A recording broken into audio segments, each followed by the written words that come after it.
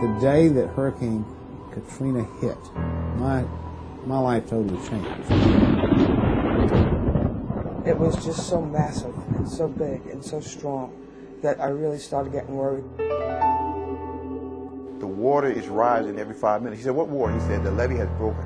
And you could see like a glitter down the street. We never thought it was water. And we could see the city just filling up with water going, oh my God, it's happening. The nightmare scenario, the city's going under. Things were just mass chaos, no communications, no power, trees everywhere. And the reporter there said she covered Sarajevo, and this is what it looked like. In the heart of New Orleans' Broadmoor neighborhood lies the Church of the Annunciation. Founded in 1844, the parish was a historic landmark and community anchor for generations. But the wrath of Katrina did not spare this church.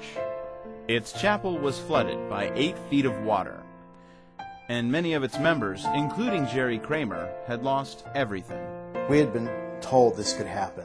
We'd always knew that the city could go underwater, but when it did happen, you just could not imagine it, what it actually meant, what it actually felt like, what it actually looked like. But we just didn't really have time to grieve it. We had to get busy.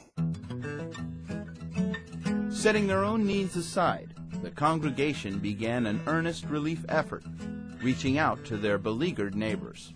There's no place for them to live, and there are no services for them. There are no schools, precious few medical facilities. We'd truck supplies in with our own money, or whoever donated what, and gave it out in the parking lot. We didn't worry about our home, we didn't worry about our income, we didn't worry about anything. We just did what needed to be done. Annunciation also strove to meet the emotional needs of people returning to find their homes in ruin. They would go into total shock. They would fall apart and just stare. And we put a deacon on a bicycle, and what he would do is drive through the neighborhood and find people in utter distress and get them back to our RV where we had some air conditioning and water. We'd just pray with them, listen to their stories, let them sob on our shoulders. Annunciation soon upgraded to a double-wide mobile unit that gave them a new identity, the Trailer Park Church.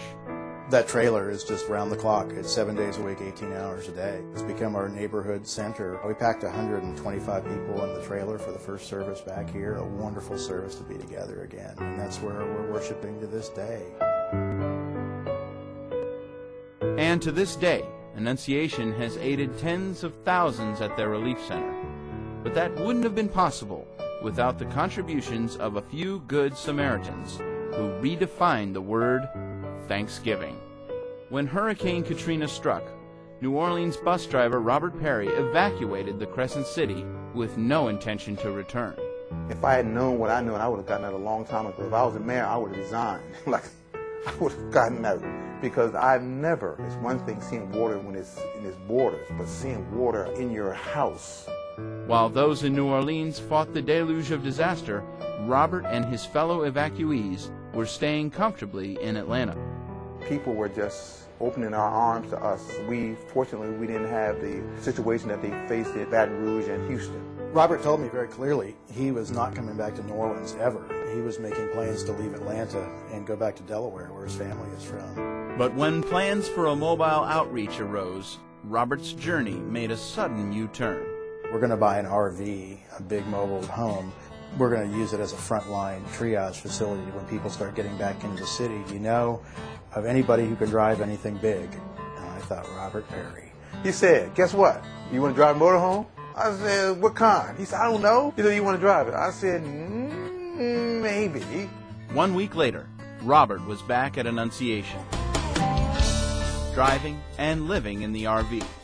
So it was this triple bonus of a guy who could drive this thing, but also he was out there, moving tables, supplies, working like a dog, but he's great with people, and he was just the perfect guy to listen to people's stories and talk with them, because that's what people needed most, especially in the early days. I guess helping them helped us too, because that's us. We're looking at ourselves.